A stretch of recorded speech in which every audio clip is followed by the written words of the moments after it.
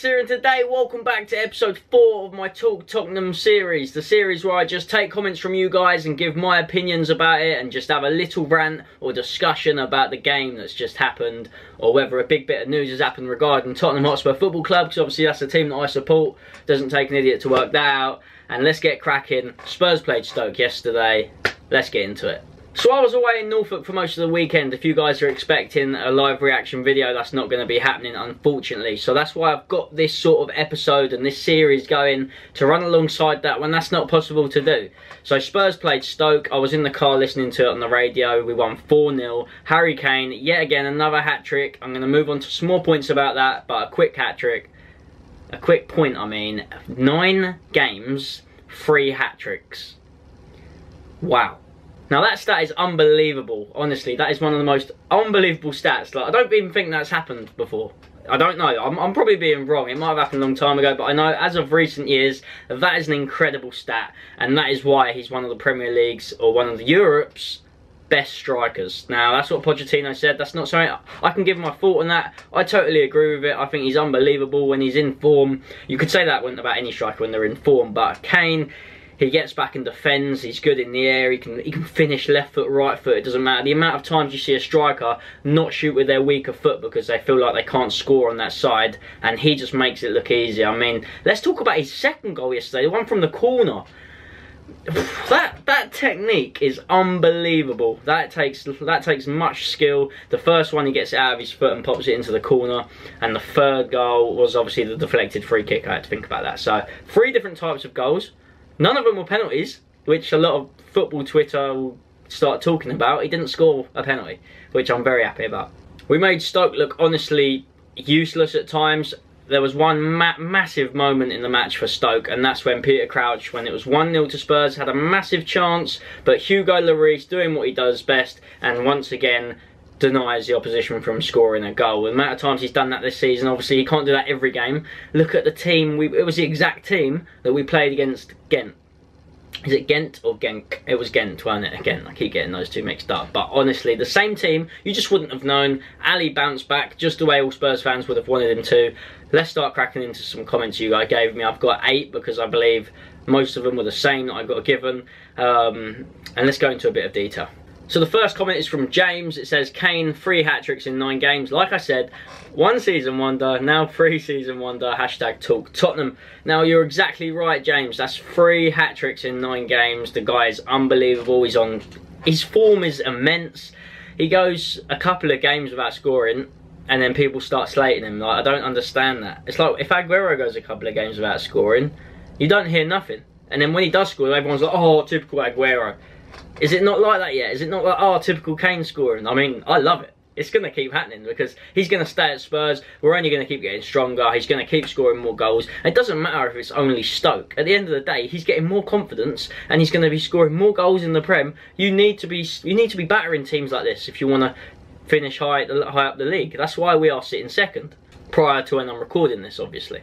And I've just quickly checked, it's Liverpool against Leicester tonight, and even if Liverpool win, they're still 4 points. Well, they're 4 points behind us now, so they can be 1 point behind us. So we're staying second for the time being.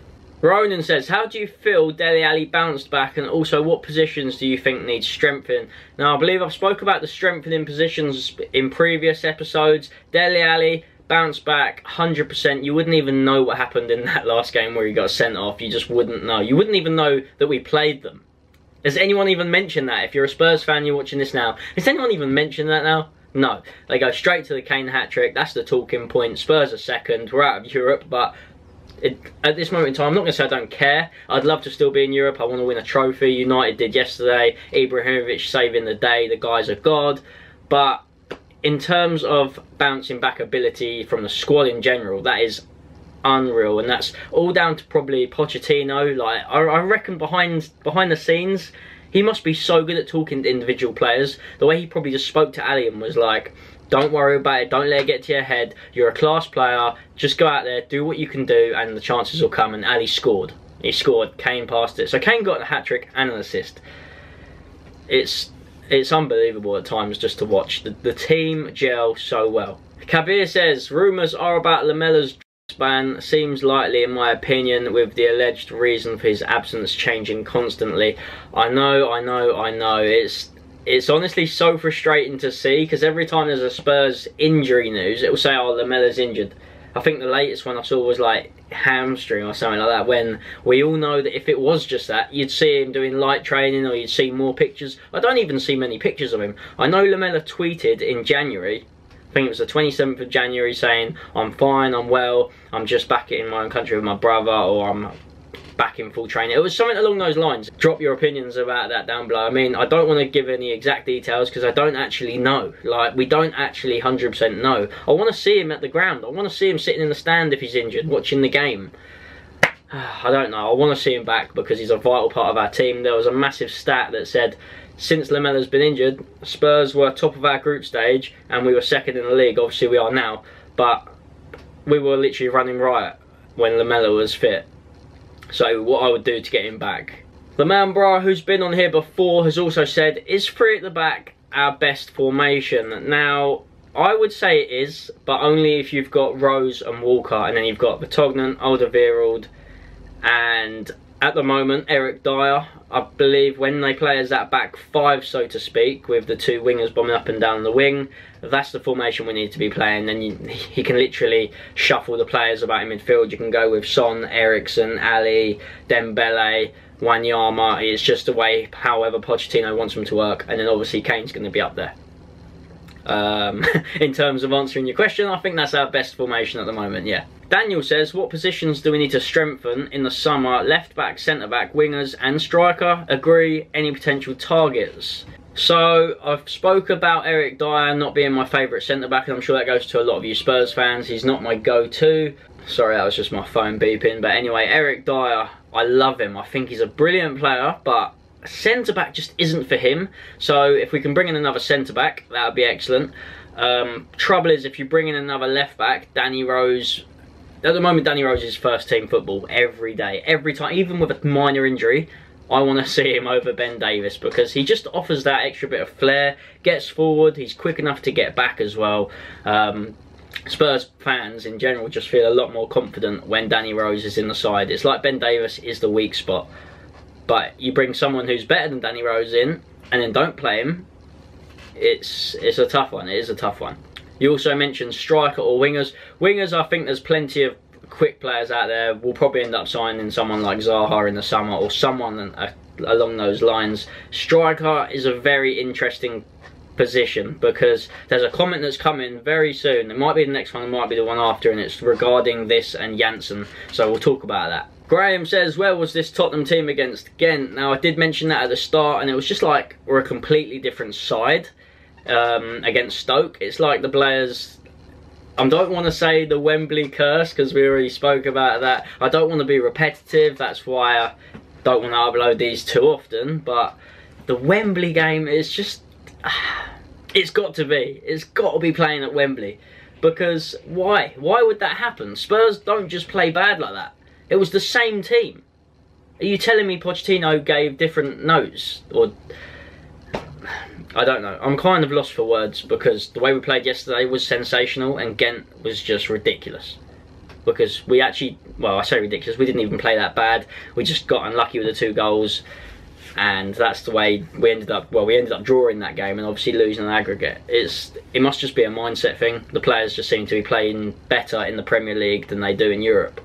Moving on to the comment now where I mentioned about Janssen, and it says, what do you think about Janssen not coming on even though we were 4-0 up, hashtag talk Tottenham? Now, it's a very big statement. Spurs 4-0 up, Harry Kane's already got his hat-trick, Pochettino could bring him off and he still doesn't bring on Janssen. Surely that means Pochettino isn't interested in the lad. He's given, whenever he does bring him on, he gives him 5 minutes, and that's just not long enough. How is a player meant to do anything in 5 minutes? You're not bringing him on, which means you don't want to play him. Janssen's sitting there. He's thinking, your best striker's scored 3 goals. You're winning 4-0. I've got a whole half to show what I can do. It's Stoke as a physical side. It might be good for me. And you haven't let me play. I actually feel sorry for him, because he's just going to get forced out of the side. But if Spurs are winning 4-0, things aren't going to be changing. Like, that's going to keep happening. I do feel sorry for him. maybe he needs to go out on loan, but you go out on loan, where's he going to go on loan to? And then, is he going to want to come back? Because if you come back, you know, and I'm instantly behind Kane again. It is a tough one. Drop your comments down below about that one, and let's move on to the final question, or comment. This question hasn't been asked recently. I don't think I have spoke about this, but it says, Talk Tottenham, do you think that we can stay unbeaten at the Lane for the remainder of this season? Now, my answer to that, what's your name? Danny, Rose FC, love that. I would love to say yes. There's no reason why not. We're amazing at White Lane. We've shown what we can do to Chelsea. We're good against the big teams. We batter teams like Stoke. It all just depends if we turn up. If we turn up and play like we did against Chelsea, Stoke, Man City, we can beat any team at White Lane. I say any team because I feel like we can. Wanyama and Dembele in the midfield are just unbelievable. Toby and Vertonghen, don't need to talk about them because they're brilliant. Lloris, one of the best keepers in the world, and Harry Kane can score anything. And Eriksen and Alli, they go without saying as well. They can make chances happen out of nothing, just like that. So yes, I don't see why not. It'll be brilliant send-off before we move to the new White Hart Lane. I'd love to see it. Every Spurs fan would love to see it, and there's probably some good odds on it happening because we do look really good at home. We look strong. I mean, we nearly lost to Wickham. We've got Millwall coming up soon. We're going to beat them. I'm confident in that. And we are going to end it on that note. Let's hopefully that can happen. We're going to talk about, what's that? I don't even know what our next fixture is. So I probably should have known this. Had to do a little bit of Googling. We've got Everton at home on the 5th of March. Now Everton are in form. That's going to be an interesting one. You've obviously got Lukaku, Barkley firing at the moment. So we'll talk about that when it gets closer to the time. Hopefully you guys have enjoyed. If you have, don't forget to smash that thumbs up button. Drop a comment if I've missed anything and I can maybe add it onto the next episode. Thank you for watching. I'll see you guys soon. Take care. Have a day off. Bye bye.